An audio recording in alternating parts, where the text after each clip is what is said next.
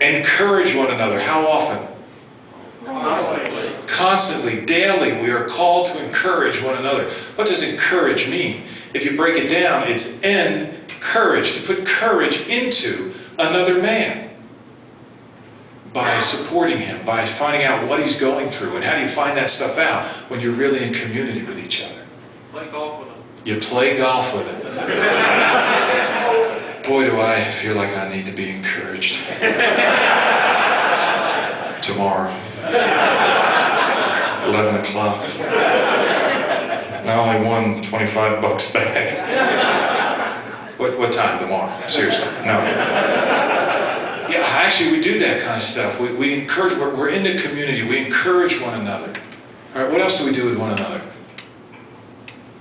We confess to one another. Doesn't the Bible say that? Confess your sins to one another. When was the last time you told a man about your sin? If statistics are true, and they're a little skewed by this group, is there anyone here that does not go on the internet?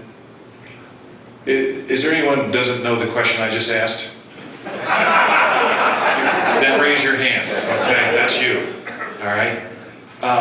For all of you who have been on the internet, statistically, 50% of you in the last 7 days downloaded pornography. And if this were a gathering of ministers, the statistic would be no different. When's the last time you confessed to a man that you struggle with pornography, that you struggle with masturbation, that you're being really tempted by someone in your office?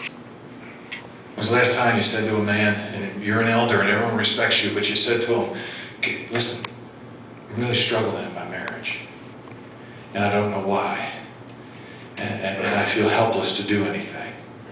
You see, we're afraid, but this is the kind of stuff and the purpose of community. Once we build that kind of community, God takes us out, and He takes us to third base, which I call the competency base. All right, what are you competent in? What can you do for the kingdom? What can you do in life? Are you, let's talk church for a minute. Can you bring in financial skills? Can you be a giver? I mean, a really good giver in a church. Can you be a prayer warrior? Can you be someone who disciples other men? Can you be, some of you old guys, I've been thinking about this because I'm getting older. I turned 50 years old. 2 years ago, I was told by my doctor, you must give up basketball. And because I was in the Air Force at the time, he had the power to make me give up basketball. And he did. I had to give it up. I miss it. I don't miss the pain. I miss basketball. I miss being in shape. I miss it. I miss running. I'm not allowed to run anymore. So I gotta walk. You know how tough it is to look cool while you're just walking around a track? It's just tough. I miss the stuff. So, and I'm thinking the other day, am I going to start losing all this stuff that I used to be able to do? And I get together with my mom and dad now. I go, hey, listen, let's get the Humour report out of the way right up front, okay? Let's just be honest with each other. Give me all the problems that, and aches and pains you had this week. That's how it's going to be for us. I began to think, when a man is getting older, what can he become competent in? If he's losing so much of that which made him, in his mind, a man. And I thought, you know what I can get better at? I can get better at praying. I can get better at mentoring.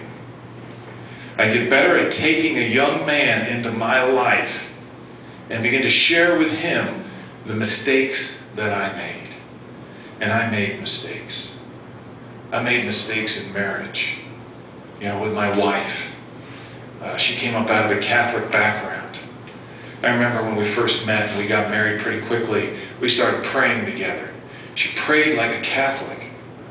And she grew up in Catholic school and all. When I say that, they're taught to almost pray in the third person.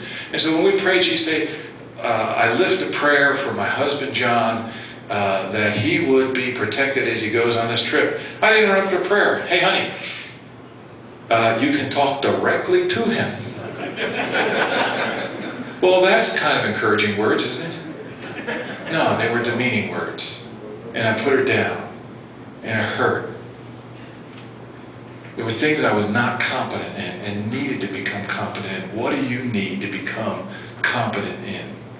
What do you need to grow in? How many of you are familiar with Itzhak Perlman? World-class violinist in a wheelchair.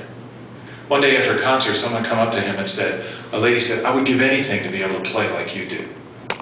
I'd give my life to be able to play like you do. And he answered, I gave my life to play like I do. In other words, he gave his 8 to 10 to 12 hours a day of practicing. What are you devoted to enough that you are becoming competent in a real life skill? Now, the way you get there from community, because once you have the support and the encouragement and the mentoring and the teaching of a community, now you can head yourself into competency, and the base path you go is the base path of training. What's this base path? Truth is spoken into your life. You begin to build trust, you're in community, and now you get training. When is the last time you were trained in anything? How many of you would like to have a better marriage? All right, most guys are, okay, put them down. Now be honest. How many of you have read a good book on marriage in the last year? Well, I'm sorry, maybe you didn't understand me. What happened? You see, we say we want to get better, but then we don't do any kind of training. I have a theory. If you really want to get rid of your wife, go home and tell her that you have signed the two of you up for a marriage enrichment weekend. She will have a heart attack and die.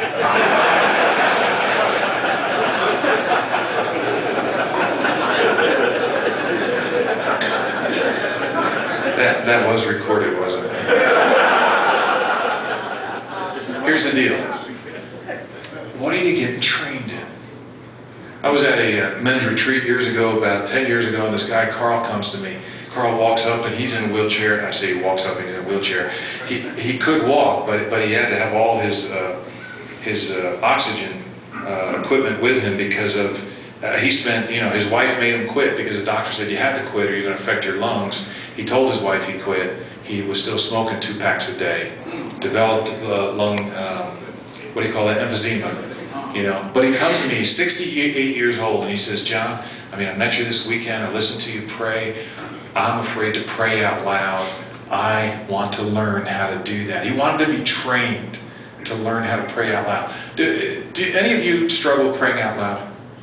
Hey, keep your hands up because I'm going to ask one of you to close. Just kidding. I wouldn't do that.